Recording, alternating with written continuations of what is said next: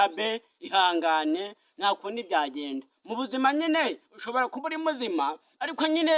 bigahinduka bitewe n'uko Imana ibishaka cyangwa se n'uko Imana yabiteganyije nta kundi. Ikoma madame uzi ukuntu byagenze uyu witwa Sabe yagiye gusambana ngo aravunika. Ni mama se Sabe muri hari abantu benshi yagiye yiryaho ako nge sigeze anyiryaho kuko nawe ufasha nigeze musaba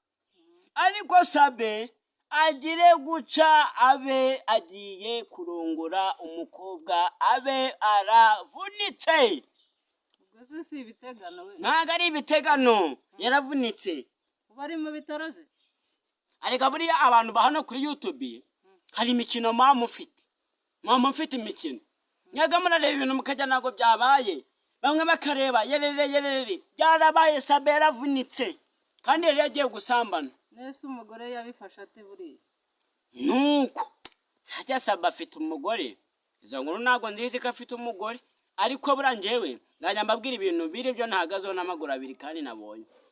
ntago nzi ngo afite umugore ariko icyo nzi cyo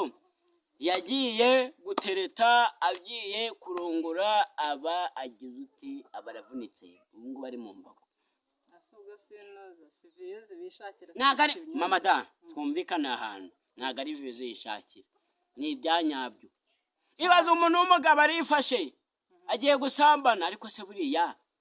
si baba baramukubise urukono mu mutwe cyangwa baramukubise inkoni mu mutwe agahita avunika. nese ubundi yituye hasi Ajya we gusambana ugahita uvunika we ako Sabe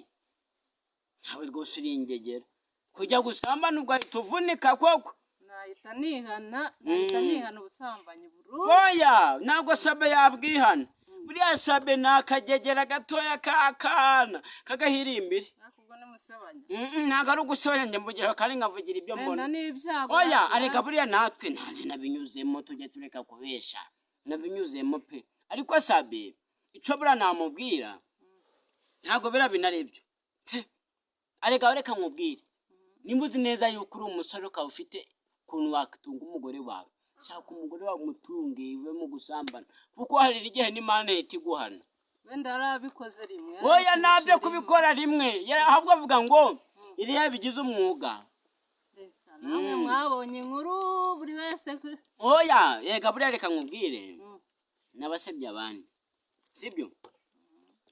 hari agahungu ariko itonde twatangiye ikiganiro mukore subscribe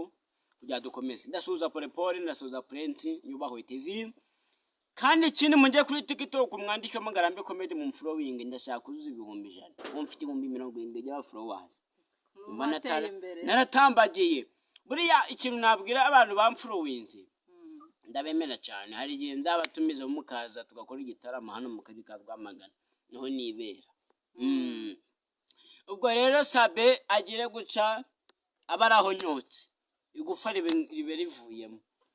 nuko byamugendekeye ubu ryavuyemo burundu cyangwa ikoranabuhanga oya na mama Dani we nta koranabuhanga naryo aho kura mu ngo ni Sabe yarambabaje we no ibaze nawe kugufatira mu cyaha cyo gusambana sha bakagufata ngo wagiye gusambana we abantu bakirirwa babikuza imbuga zose ngo bagiye gusambana. Mbega gahamunwa mbega Sabe nge numva ari abanyamagambo nukuri Sabe mfite agahinda n'abanyamagambo ariko ubu se uko ko wabigenze ute kugira ngo ujye gusambana ubu koko wabuze umugore ushaka wenda uvuge ngo uyu ni umugore wanjye. Ayiwe Sabe we bari kukota imbuga zose bari kwiga bakuvuga ni wowe musambanyi ni wowe wavunitse bitewe no gusambana.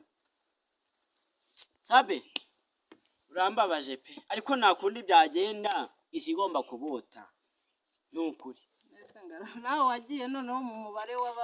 w'abavuga ko byabaye ndumva warabyemeje. Oya buriya muri iyi minsi ndi kunywa inzoga bita ubuzima bwiza. ubwo si inzoga nyanzoga. Oya inzoga bita ubuzima bwiza nubwo dore nkamazemo inzoga bita ubuzima bwiza hari indwara ngivura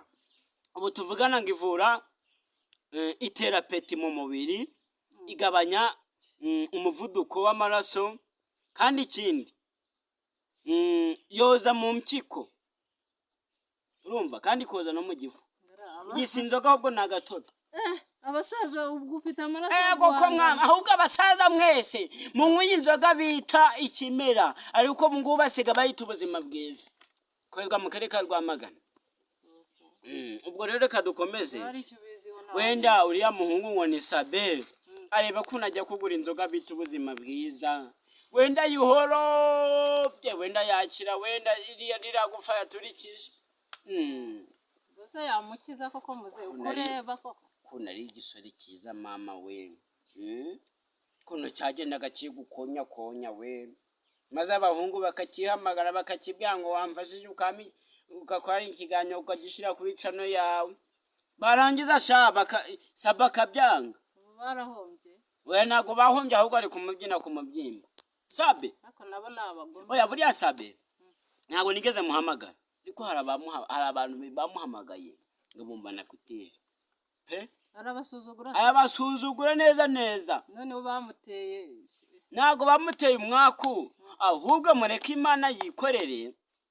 na Satani ikore nago ari Imana yahanye Sabe kugira ngo avunike nago uri kubyumva neza Sabe nyine yagiye gusambana abagize ute abaravunitse ese ubwo twavugana iki cyamuhanye icyamuhanye nago ari Imana kandi sina Satani ahubwo buri muntu wese aba yarandikiwe dokima ye ukazabaho buriya nyine Satani yagize guca imuteje icyago buriya iyo ukora ibintu byiza Imana igushira hejuru iyo ukora ibintu bibi Imana igushira hasi Satani kaguha icyago buriya Sabe yagize guca abaravunitse yagiye gusambana noneho abantu bose babyihane burundu oya ntago abyihana kandi si wanabishobora ahubwo mwirinde niko nabivuga oya byashoboka reka niko nabivuga ubwo rero bakunzi bacu baho bibera TV ndabasuhuje mukomere cyane kare turi kuri channel bitaho bibera TV tubaha amakuru yuko Sabe yavunitse yagiye gusambana ubwo ibindi rero muzabimenyeshwa nyuma mubanze mukore subscribe kugira ngo uzabone ikintu kiganiro nitwa Ngarambe Comedy mfite